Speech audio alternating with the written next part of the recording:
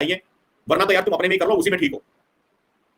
जी जी शुभम भाई, मैं आपको एक छोटा सा उदाहरण देके बताता हूँ कि हिमाचल प्रदेश में शिमला से थोड़ा नीचे पहाड़ियों के अंदर एक जगह है, उसका नाम है ताता पानी। मैं ताता पानी में अपने शिष्यों के साथ घूमने गया।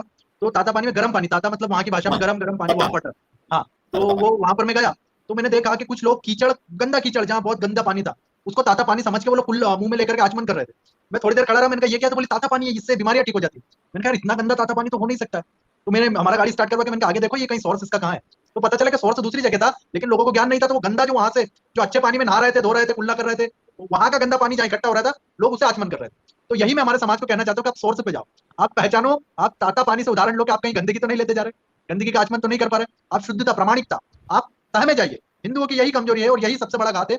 हिंदुओं ने, हमने जानवरों से शुभम भाई आसन सीखे, जितने भी ये योगासन है, मकरासन, तो कर्कासन, तो कागासन, तो ताड़, प्रकृति से, और इससे हमने गोमुखासन ये सीखा।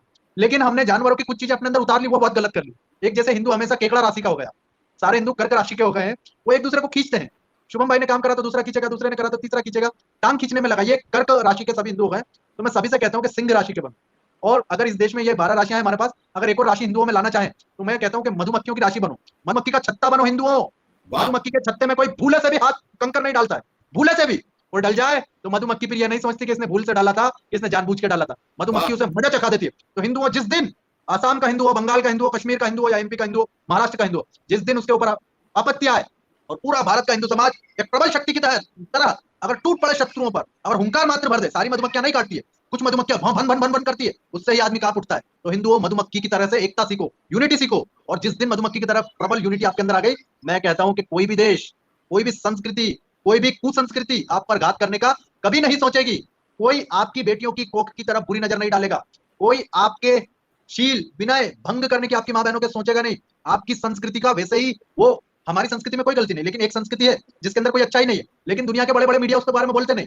आज भी मात्र हमारा साइबर सिपाही का पटल है, इसे छोड़ करके उसके बारे में कोई बोलना नहीं चाहता, क्योंकि लोगों को डर लगता है कि ये बॉडी के ऊपर हेड रहेगा कि नहीं, हेड के साथ बॉडी रहेगा कि नहीं, सर के साथ तन रहेगा कि नहीं, तन के साथ सर रहेगा कि नहीं, इसीलिए लोग डरते हैं। लेकिन ये साइबर सिपाही और शुभम मंगला जी, ये आजाद विनोद जी, ये दीपक सिंह हिंदू जी, ये क्यों लगे? ये आपको जगाने के लिए लगे। और ये जज्बा कहां से आया? ये जज्बा आया है भारत की उस महान सनातन परंपरा से, जो हमारी रक्त शिराओं में आज भी बह रही है।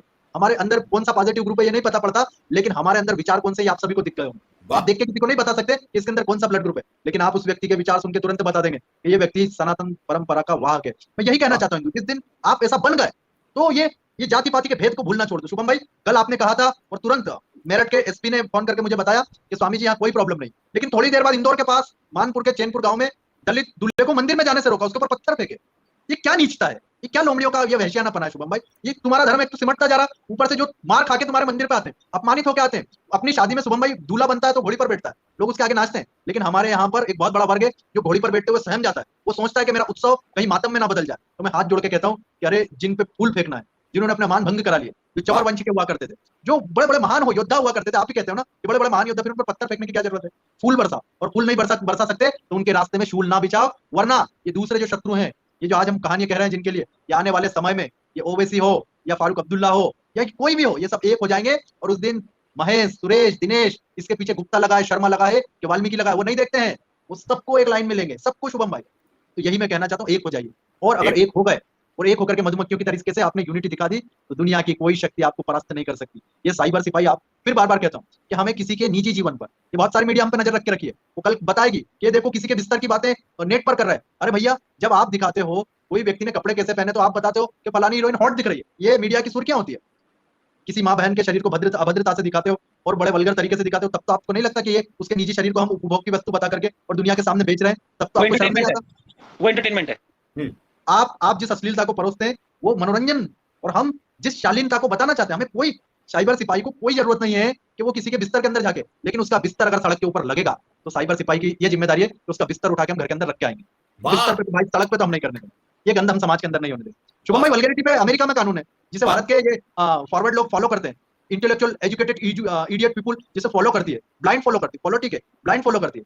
जो लोग बैंकॉक क्यों जाते हैं, हांगकांग क्यों जाते हैं, सिंगापुर क्यों जाते हैं, और मैं फिर इनकी पोल पट्टी खोल दूं, देखो जो लोग ये सोचते हैं कि भारत का पैसा लूट करके विदेश में अय्याशी करते हैं, साइबर सिपाही के पास सबका डाटा, और ये शुभम भाई देख लो हाथ पे सब लिखा हुआ था हमारे पास। तो मैं यही कहता हूं, सबका डाटा है। ज्यादा करोगे जो हमें धमकियां देगा, कई मीडिया हाउसेस जो हमें धमकी देने की कोशिश कर रहे हैं, बॉलीवुड के घराने धमकी देने की कोशिश कर, सबका कच्चा चिट्टा एमएमएस के साथ यहाँ खोल के रख देंगे। फिर मत कहना कि शुभम मंगला ने ये क्या करा, स्वामी जितेंद्रानंद जी ने क्या कर दिया, आजाद विनोद जी ने, दीपक सिंह हिंदू ने ये क्या कर दिया। फिर हमाम में नहीं, फिर पूरे समाज में नंगे हो जाओ। हाँ जी भाई स्वामी जी अब तो बनता है, पब्लिक डिमांड पे बनता है, स्वामी जी अब तो बनता है, आप लोगों ने भी कह दिया ये स्वामी जी मौज कर दी अब तो भाई, वाह स्वामी जी वाह, जियो स्वामी जी जियो, पब्लिक कह रही है वंश मोड़ लो भाइयों बस।